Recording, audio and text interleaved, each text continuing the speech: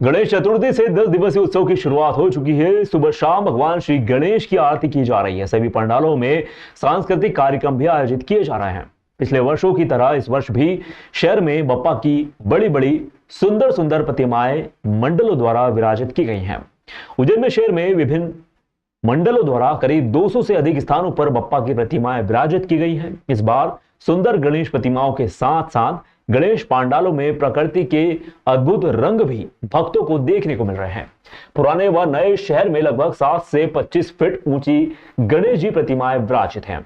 इसमें फ्रीगंज क्षेत्र में सिंधी कॉलोनी, शास्त्री नगर, सेठी नगर, नानकड़ा क्षेत्र के अलावा मालीपुरा, कंगालपुरा, लक्कड़गंज, बहादुरगंज, महाकाल घाटी, कुदरी चौराहा, कार्तिक चौक, पटेल नगर सहित शहर के अन्य क्षेत्रों में पांडालों में गणेश प्रतिमाएं विराजित हैं। साथ ही कई मंडलों ने झांकियां भी सजाई हैं। इन पांडालों में सजाई गई झांकियों को देखने के लिए धीरे धीरे भीड़ भी बढ़ने लगी है। आयोजक भी व्यवस्थाओं में जुटे हुए हैं। झांकियों को भव्य स्वरूप दिया जा रहा है। शहर में कई ऐसे पांडाल हैं जहां सजाई गई झांकियां वर्ष भर चर्चा में रहती हैं। आज से हम हमारे चैनल पर दर्शकों को शहर में विराजित गणेश प्रतिमाओं व झांकियों के दर्शन करवाएंगे।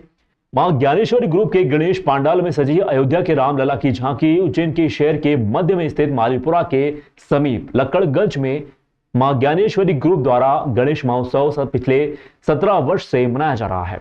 संस्था के मां ज्ञानेश्वरी सांस्कृतिक एवं सामाजिक सेवा समिति के सचिव सतीश लश्करी ने बताया कि लक्कड़गंज के राजा के नाम से यह उत्सव मनाया जाता है। यहाँ हर वर्ष बप्पा की गणेश प्रतिमाएं तो अति सुंदर बैठाई ही जाती हैं। साथ ही यहाँ जो झांकियां सजाई जाती हैं उसकी विशेषता यह रहती है कि हर वर्ष देश के प्रसिद्ध मंदिरों की झांकियां यहाँ पर सजाई जाती हैं। इस वर्ष भी अयोध्या की तर्ज पर यहाँ भी रामलला का दरबार सजाया गया है। साथ ही प्रभु श्री राम की हूबहू मूर्ति भी यहाँ पर सजाई गई है। इसके अलावा यहाँ भगवान जगन्नाथ मंदिर भी बनाया गया, जिसे देखने के लिए भक्तजन गुफा में से होते हुए दूसरी साथ यहाँ भक्तों को प्रकृति के रंग भी देखने को मिल रहे हैं। यहाँ झांकी के माध्यम से जंगल का रूप दिया जाता है, जिसमें पशु पक्षी सहित अन्य जानवर नजर आते हैं। इन झांकियों में सनातन संस्कृति की झलक तो नजर आती ही है। खासकर यहाँ गौशाला भी काफी सुंदर बनाई गई है। यहाँ समिति द्वारा प्रतिदिन बप्पा की महाआरती के साथ सांस्कृतिक आयोजन भी किए जा रहे हैं। आगामी दिनों में भजन संध्या, सुंदरकांड, बच्चों के लिए डांस स्पर्धा का आयोजन भी किया जाएगा। इसके अलावा अंतिम दिन भगवान श्री गणेश को 56 पकवानों का महाभोग लगाकर महाआरती की जाएगी। इस दौरान आतिशबाजी की जाएगी। आरती के पश्चात महाप्रसादी का वितरण किया जाएगा। बता दें कि यहाँ जो आयोजन होता है उज्जैन जिले का सबसे बड़ा आयोजन होता है। यहाँ बप्पा की मूर्ति व झांकियां देखने शहरवासी सहित आसपास के शहरों सहित ग्रामीण क्षेत्र से भी बड़ी संख्या में भक्तजन यहाँ पर पहुंचते हैं। ये पूरे उज्जैन जिले का सबसे बड़ा भव्य लक्कड़गंज के राजा के नाम से प्रसिद्ध गणेश जी का कार्यक्रम होता है। यहाँ पे कल गणेश जी विराजित किए गए हैं। यहाँ पे अयोध्या जिस तरह से राम दरबार बना उस तरह का यहाँ राम दरबार बना है। उसके बाद यहाँ पे सभी गौशाला का निर्माण किया गया है। गाय की पूजा होती है सनातन धर्म के हिसाब से, सभी धर्म के हिसाब से यहाँ पे वो कार्य भी किया गया है। सुंदरकांड का आयोजन रखा गया है। उसके बाद खाटू श्याम जी की भजन संध्या है। ऊपर जगन्नाथपुरी जी का भी अपन ने मंदिर बनाया है और पूरे शहर के लोग आसपास से सभी गांव से भी आते हैं, यहाँ इस झांकी को देखने आते हैं। और ये 17वां वर्ष है लक्कड़गंज का। ये पूरे शहर की मतलब एक शान है। गणेश जी विराजित नहीं होते यहाँ पे। यहाँ एक धर्म को लेकर धर्म प्रचार भी किया जाता है। हिंदू धर्म का जो रहता है, सनातन धर्म का, भगवान राम का जो इस बार दरबार है वो बड़ा भव्य बनाया गया है। इसी प्रकार से यहाँ पे सभी आयोजन किए जाते हैं। आखिरी में विशाल भंडारा होता है। 5 से 8 हज़ार आदमियों का यहाँ पे विशाल भंडारा होता है। फिर विशाल चल समारोह निकाला जाता है। किस प्रकार की मूर्ति यहाँ की, क्या मूर्ति? यहाँ की जो मूर्ति है वो बिल्कुल आप यूँ समझो 18 फीट की मूर्ति है। और मूर्ति का तेज इतना है कि ऐसा लगता है साक्षात गणेश जी से अपन रूबरू हो रहे हैं। उनके दर्शन करने से आत्मा को शांति मिलती है। शहर में पहली बार अष्ट सिद्धि के साथ विराजे श्री गणेश 24 खंबा माता के समीप इस वर्ष भी सुंदर गणेश प्रतिमा विराजित की गई है, जिसे देखने के लिए बड़ी संख्या में भक्तजन पहुंच रहे हैं। श्री शिप्रा नवयुवक मंडल द्वारा गणेशोत्सव मनाया जाता है। इसके माध्यम से भक्तजनों को एक संदेश भी दिया जाता है। समिति के सदस्य हर वर्ष पर्यावरण को दोष मुक्त करने का संदेश देते हैं। इसके अलावा लोगों को समझाइश भी देते हैं। पॉलिथीन का उपयोग ना करें, कोई भी ऐसी सामग्री का उपयोग ना करें जिससे पर्यावरण को नुकसान पहुंचे।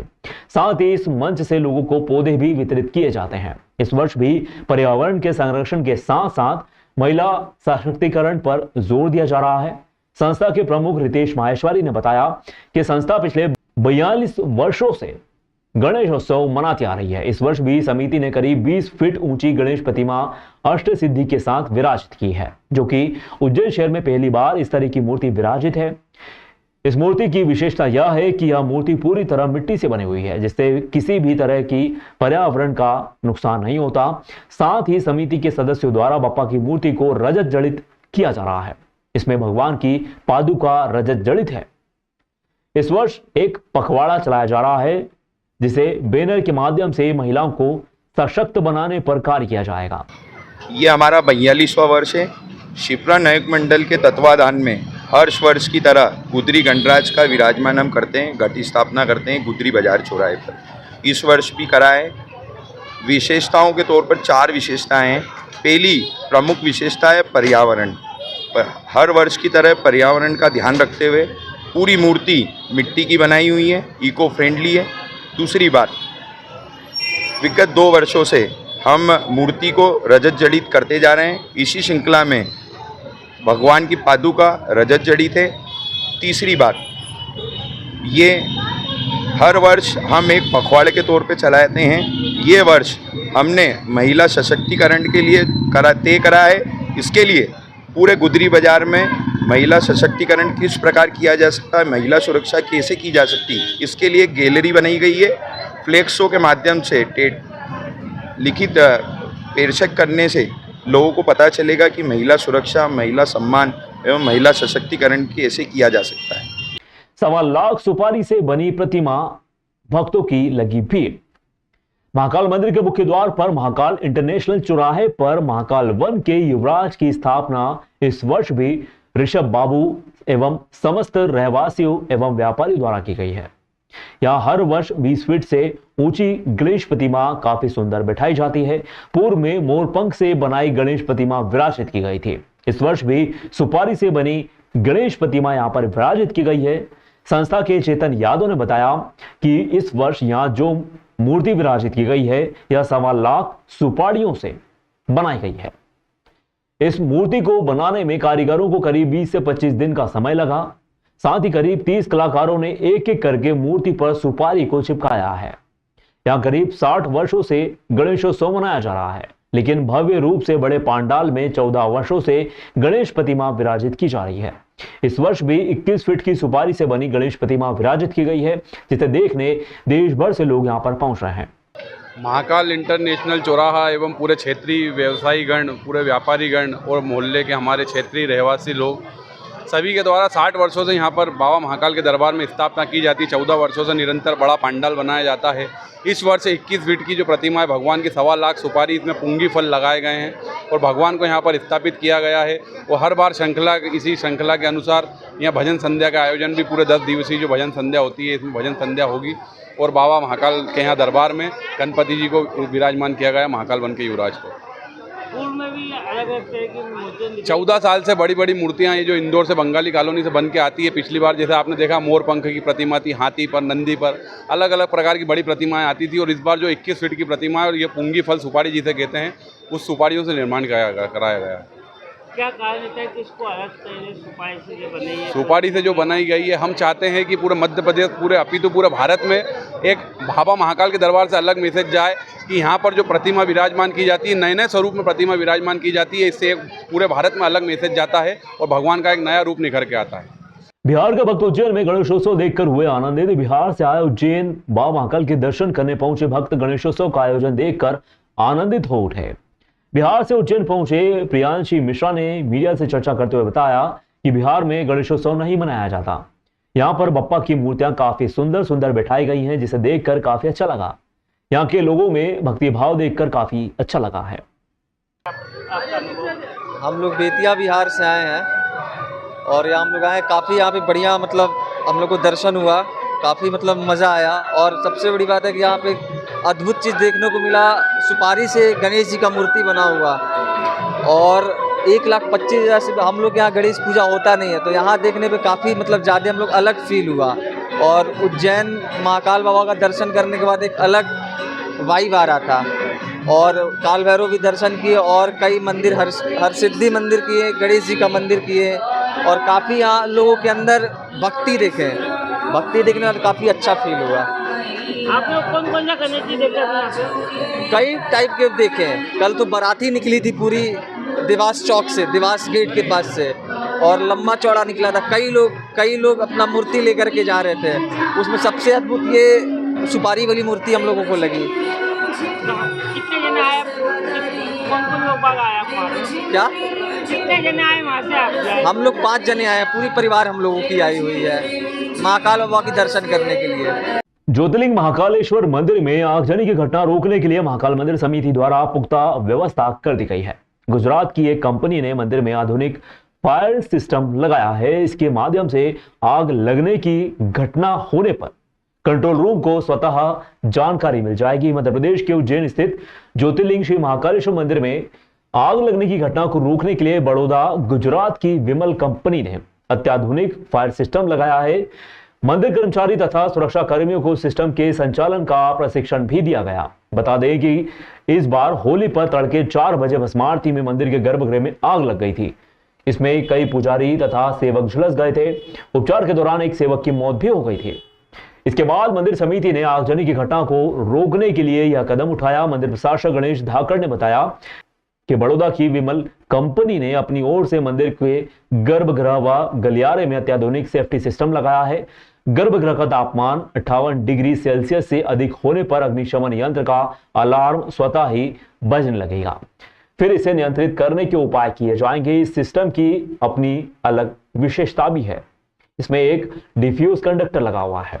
कि आपको विदित होगा कि पूर्व में महाकाल मंदिर में अग्निकांड हुआ, तो उसको देखते हुए माननीय संभागायुक्त महोदय के प्रयासों से बड़ौदा की विमल फायर कंपनी है, उनके द्वारा पूरे अग्निशमन यंत्र महाकाल मंदिर में लगाए गए हैं और उनके द्वारा मंदिर कर्मचारियों और सुरक्षा के कर्मचारियों को प्रशिक्षण भी दिया गया है। और विक्रम विश्वविद्यालय की स्थापना 1 मार्च 1957 को उज्जैन में हुई थी। उसके बाद से ही विक्रम विश्वविद्यालय नित नए कीर्तिमान रचते आ रहा है। 2020 में कोरोना काल के दौरान जहां 2000 विद्यार्थी ही विश्वविद्यालय में अध्ययनरत थे, वहीं आज इनकी संख्या बढ़कर 10,500 से अधिक पहुंच चुकी है। उस समय तत्कालीन उच्च शिक्षा मंत्री एवं वर्तमान मुख्यमंत्री डॉक्टर मोहन यादव की दूरदृष्टि के चलते आज यहां विभिन्न विषयों के प्रारंभ होने के साथ ही विश्वविद्यालय में पढ़ने वाले विद्यार्थियों की संख्या में भी इजाफा हुआ है, जिससे विक्रम विश्वविद्यालय में वित्तीय संसाधन भी बढ़ चुके हैं। उज्जैन के विश्वविद्यालय की आधारशिला भारत के तत्कालीन गृह मंत्री गोविंदा वल्लभ पंत ने रखी थी। तब से ही विक्रम विश्वविद्यालय कई आयामों को रास्ता आया हुआ है। विक्रम विश्वविद्यालय में पढ़ने वाले ऐसे कई विद्यार्थी रहे जिन्होंने देश ही नहीं अपितु संपूर्ण विश्व में अपना परचम लहराया। लेकिन 2019-20 में कोरोना काल के दौरान विद्यार्थियों की संख्या अचानक से गिरकर 2000 पहुंच चुकी थी। इसको लेकर विक्रम विश्वविद्यालय प्रशासन के सामने छात्रों की संख्या बढ़ाने की चिंता थी और चुनौती भी कि छात्रों की संख्या कोरोना काल के दौरान कैसे बढ़ाई जाए। तब तत्कालीन उच्च शिक्षा मंत्री व वर्तमान में प्रदेश के मुख्यमंत्री डॉक्टर मोहन यादव की दूरदृष्टि से विक्रम विश्वविद्यालय के साथ ही प्रदेश के अन्य विश्वविद्यालय को भी लाभ मिला। तत्कालीन उच्च शिक्षा मंत्री रहते हुए डॉक्टर मोहन यादव ने उस समय विषयक सब्जेक्ट्स खोलने के लिए सभी विश्वविद्यालय को निर्देश दिए थे। इसके कारण आज विक्रम विश्वविद्यालय में 300 से अधिक ज्यादा कोर्स चल रहे हैं। इसके कारण विक्रम विश्वविद्यालय में लगातार छात्रों की संख्या में भी वृद्धि हुई है। इसमें खास तौर पर एग्रीकल्चर विशेष है, जिसमें 1000 से ज्यादा विद्यार्थी यहां पर अध्ययनरत हैं। इसके साथ ही फूड प्रोसेसिंग का नया सब्जेक्ट भी आया है। विक्रम विश्वविद्यालय के कुलगुरु डॉक्टर अखिलेश कुमार पांडे ने बताया कि मुख्यमंत्री डॉक्टर मोहन यादव की मंशा है कि प्रदेश के सभी विश्वविद्यालय कृषि के क्षेत्र में आगे आए। उनका लगातार प्रयास है कि कृषि के सब्जेक्ट को बढ़ावा दिया जाए। इसके साथ ही फूड प्रोसेसिंग का नया सब्जेक्ट भी आ रहा है। इसमें ज्यादा से ज्यादा छात्रों का प्रवेश हो। साथ ही कृषि स्कूल ऑफ एग्रीकल्चर भी प्रारंभ किया गया है। इसमें लगातार विद्यार्थियों की संख्याएं भी बढ़ रही हैं। विक्रम विश्वविद्यालय में पहले लॉ सब्जेक्ट नहीं था, लेकिन अब BA LLB की परमिशन भी मिल चुकी है। बीकॉम LLB एवं BBA LLB की परमिशन के प्रयास भी जारी हैं। विक्रम विश्वविद्यालय प्रशासन का लगातार प्रयास रहता है कि वर्तमान परिस्थितियों को देखते हुए मार्केट में जो भी सब्जेक्ट्स की डिमांड है उसके हिसाब से कोर्स शुरू किए जाएं और छात्रों को सुविधा उपलब्ध करवाई जाए। विक्रम विश्वविद्यालय प्रशासन आने वाले समय में विश्वविद्यालय की आय बढ़ाना चाहता है। साथ ही यहाँ की फैकल्टी के अपॉइंटमेंट को लेकर भी प्रयासरत है। मैं 2020 में जब यहाँ पे अपना कार्यभार संभाला, उस समय विश्वविद्यालय, आप सभी को पता है कि उस समय कोरोना का काल था और उस समय बहुत बड़ी चुनौती थी कि विद्यार्थियों की संख्या कैसे बढ़ाई जाए। हम विश्वविद्यालय के सभी शिक्षकों, कर्मचारी और सभी लोगों ने प्रयास किया और जहाँ 2000 के करीब विद्यार्थी हुआ करते थे, वहाँ आज जो है 23-24 में 10.5 से ज़्यादा विद्यार्थियों का यहाँ पे प्रवेश है, वो जो अध्ययनरत हैं। जब बच्चे बढ़ेंगे तो कई तरीके से वित्तीय संसाधन भी बढ़ते हैं। उस समय जैसे परीक्षा और एडमिशन का जो शुल्क होता है वो 48 करोड़ के करीब रहता था, लेकिन आज 2023 और 24 में वो 90 करोड़ के लगभग जो शुल्क का पूरा कलेक्शन है ये सब बढ़ रहा है। इसमें सबसे बड़ी चीज़ थी कि विद्यार्थियों की संख्या क्यों बढ़ी, उसका एक कारण है। उस समय तत्कालीन जो हमारे उच्च शिक्षा मंत्री थे, उन्होंने वो विषयक सब्जेक्ट खोलने के लिए सभी विश्वविद्यालयों को बोला था। आज उनके निर्देश में जो विश्वविद्यालय, वहाँ 300 से ज़्यादा कोर्स चल रहे हैं और उन कोर्स के कारण उनमें संख्या जो है बढ़ी है। और एग्रीकल्चर तो विशेष रूप से यहाँ चौथा बैच आ गया है और उसमें 1000 के करीब विद्यार्थी हैं। इस सब कारणों से विश्वविद्यालय की आय भी बढ़ी है और विश्वविद्यालय में, जैसा कि अभी माननीय मुख्यमंत्री जी का लगातार प्रयास है कि कृषि विषय में थोड़ा सा सारे विश्वविद्यालय आ गए हैं, तो अभी कृषि स्कूल ऑफ एग्रीकल्चर भी स्टार्ट हो गया है, तो उसमें बच्चों की लगातार संख्या बढ़ रही है। और फूड प्रोसेसिंग काफ़ी इम्पॉर्टेंट एक सब्जेक्ट आ रहा है। इसी प्रकार जैसे विश्वविद्यालय में लॉ नहीं था, लेकिन आज की डेट में BA LLB की परमिशन मिल गई है। BCom LLB और BBA LLB की प्रयास जारी है। LLM में कम से कम 300 बच्चे हो गए। तो इस प्रकार अलग अलग जो आज मार्केट में जो डिमांड है कोर्सेज़ की, वो कोर्स विश्वविद्यालय चला रहा है।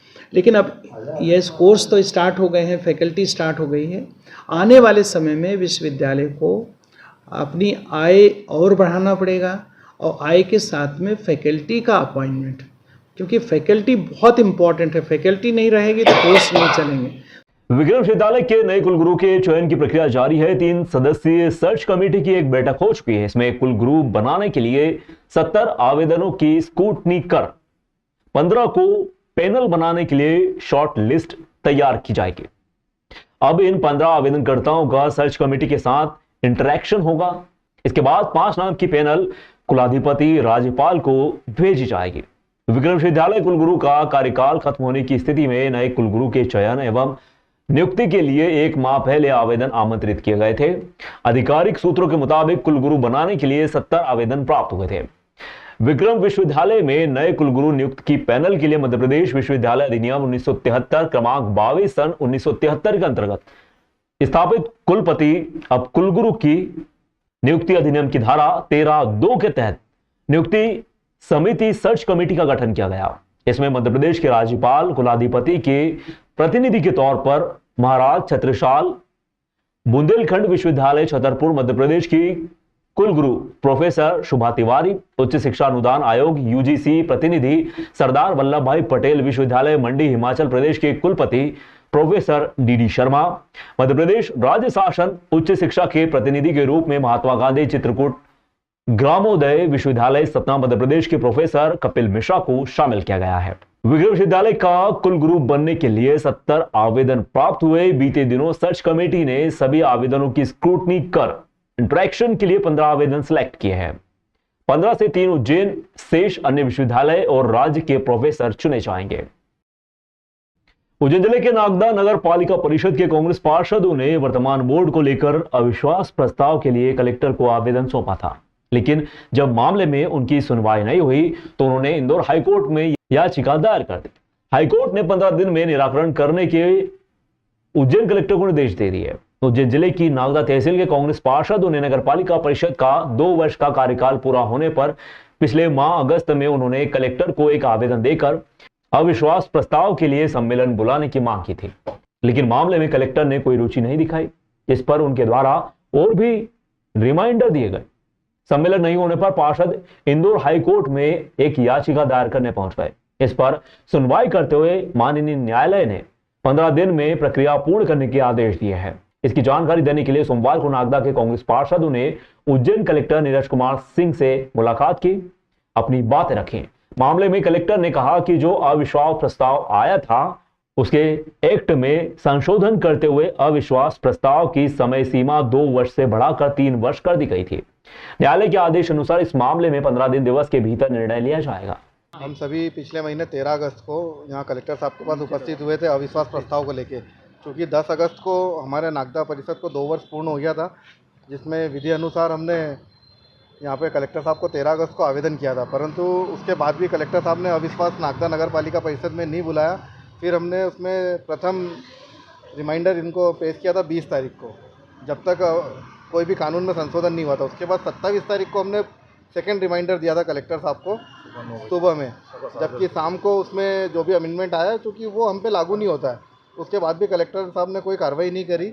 उसके बाद हमने माननीय उच्च न्यायालय इंदौर का रास्ता अपनाया था, जिसमें 5 सितंबर को माननीय न्यायालय ने हमें एक आदेश दिया था कलेक्टर साहब को कि आगामी 15 दिनों में जल्द से जल्द 13 तारीख का जो पत्र था अविश्वास प्रस्ताव उस पर कार्रवाई करें और विशेष सम्मेलन बुला के नागदा नगर पालिका का अविश्वास बहुमत साबित कराया जाए, परंतु उस पर कोई कार्रवाई नहीं हुई। आज हम सभी उस माननीय न्यायालय के आदेश को लेकर आज हम सभी कांग्रेस पार्षद कलेक्टर साहब के समक्ष उपस्थित हुए थे, परंतु कलेक्टर साहब ने सिरे से उसे नकारते हुए कह दिया है कि हम इसको जबलपुर का जो न्यायालय का जो आदेश है मैं उसका पालन करूँगा, क्योंकि जबलपुर का न्यायालय का जो आदेश है वो भी कलेक्टर साहब के पास उपलब्ध नहीं था और हमने हमारे जो आदेश था उस पर कार्रवाई करने की बात कही, जो उन्होंने पूरी तरह से नामंजूर कर दी है, जिससे कि अब हम आगामी कुछ जो हमें समय न्यायालय ने दिया है उसका इंतजार करेंगे। उसके बाद हम पुनः माननीय न्यायालय इंदौर की ओर अग्रसर रहेंगे। मध्य प्रदेश पटवारी संघ जिला उज्जैन ने कोठी पैलेस से रैली निकालकर कलेक्टर कार्यालय पहुंचे, जहां पर 11 सूत्री मांगों को लेकर ज्ञापन सौंपा गया। इस दौरान उज्जैन जिले के सभी पटवारी बड़ी संख्या में उपस्थित रहे। जिला अध्यक्ष भगवान सिंह यादव ने जानकारी देते हुए बताया कि पटवारी संघ ने रैली निकालकर 11 सूत्रीय मांगों का ज्ञापन मुख्यमंत्री के नाम सौंपा है। प्रदेश शासन के राजस्व विभाग द्वारा चलाया गया राजस्व महाअभियान 2 समाप्त हो चुका है। इस अभियान में प्रदेश के सभी पटवारियों ने कड़ी मेहनत कर दिन रात कार्य किया। इसके कारण राजस्व विभाग के नामांतरण, बंटवारे, नक्शा दुरुस्ती, अभिलेख सुधार, ई-केवाईसी के लगभग 50 लाख प्रकरण निराकृत हो गए हैं। आमजन को लाभ भी प्राप्त हो गया। इस अभियान की सफलता में पटवारियों की मुख्य भूमिका रही। शासन एवं प्रशासन के द्वारा यह समस्त कार्य करने वाले पटवारी को इसका श्रेय न देकर उसके कार्य की समीक्षा करने वाले अधिकारियों को इसका श्रेय दिया गया। इससे पटवारी वर्ग में आहत एवं निराशा व्याप्त है। शासन का कोई कार्य नहीं होने पर सारा दोष पटवारियों को दिया जाता है। अच्छा कार्य होने पर उनकी प्रशंसा नहीं किया जाना खेदजनक एवं पटवारी के मनोबल को गिराने जैसा कार्य है। इसी क्रम में अभियान अंतर्गत कतिपय जिलों में पटवारियों पर दमनकारी नीति के तहत दंडात्मक कार्रवाई भी की गई। इसका हम सभी पुरजोर विरोध करते हैं। ज्ञापन देकर मुख्यमंत्री से मांग करते हैं कि उक्त कार्रवाइयों को तत्काल समाप्त किया जाए। पटवारियों की वर्षों से लंबित निर्णयानुसार न्यायोचित मांगों को तत्काल पूर्ण किया जाए। ज्ञापन में हमारी प्रमुख रूप से यह मांग है कि पटवारियों के लंबित वेतनमान का निराकरण कर वेतनमान संशोधित किया जाए, समयमान वेतन विसंगति दूर की जाए। प्रदेश के पटवारियों को हड़ताल अवधि का वेतन जारी करने संबंधित आदेश प्रसारित किया जाए। 5 महीनों का वेतन भत्तों के एरियर सहित दिलवाया जाए। साथ ही मुख्यमंत्री महोदय की घोषणा अनुसार नवोदित पटवारियों को 100% वेतन दिया जाए। सभी मांगों को जल्द से जल्द पूरा किया जाए। मांग नहीं मानी गई तो प्रदेश के संपूर्ण पटवारी विरोध स्वरूप दिनांक 19-20 सितंबर को 2 दिवसीय सामूहिक अवकाश पर जाने हेतु बाध्य होंगे। पिछले विगत वर्षों से हमारी मांगे मध्य प्रदेश शासन द्वारा नहीं मानी गई, उसी के प्रयत्न लेके हम लोगों ने आज रैली निकालकर कलेक्टर महोदय को मुख्यमंत्री जी के नाम पे ज्ञापन दिया गया, जिसमें हमारी प्रमुख मांगे थी पिछला वेतनमान जो एक माह की अवधि का वेतनमान था वो दिया जाए और समयमान वेतनमान जो किया जाए वो दिया जाए। इसके अलावा इन्होंने अन्य मांगे अगर नहीं मानी तो 2 दिन के अवकाश पे जाकर हम लोग, उसके बाद भी नहीं मानते तो हम अनिश्चितकाल कलम बंद कर अनिश्चित हड़ताल पर जाएंगे। मध्य प्रदेश पटवारी संघ के प्रांतीय आह्वान पे आज पूरे प्रदेश भर में ज्ञापन हो रहे हैं। मध्य प्रदेश पटवारी संघ की 11 सूत्री मांगों को लेकर आज कोठी परिसर से लेकर प्रशासनिक भवन तक हमने रैली निकालकर जिलाधीश को मुख्यमंत्री जी के नाम ज्ञापन सौंपा है। इसमें हमारी प्रमुख मांग है हमारा समयमान वेतनमान, CPCT की कार्रवाई जिन पटवारियों पे हुई है उन्हें वापस लेने बाबत, जिन राजस्व अभियान 2 में जिन पटवारियों पे अनियमितता कार्रवाई की गई है उन्हें शासन वापस से ले। चूँकि राजस्व अभियान मुख्यमंत्री जी का ड्रीम प्रोजेक्ट था, इस ड्रीम प्रोजेक्ट के तहत सफल रहा है और इस ड्रीम प्रोजेक्ट में पूरी की पूरी मेहनत मध्य प्रदेश के पटवारियों ने की है, लेकिन इनका श्रेय जो अधिकारियों को दिया गया है, इसलिए हम खेद व्यक्त करते हैं। क्योंकि राजस्व अभियान में सारा कार्य मध्य प्रदेश के पटवारियों द्वारा किया गया है, तो उसका श्रेय भी मध्य प्रदेश के पटवारियों को मिले। साथ ही जो कार्रवाई शासन प्रशासन ने की है वो तुरंत वापस ले और मध्य प्रदेश पटवारियों की समयमान वाली जो मांग है उसे तुरंत माने।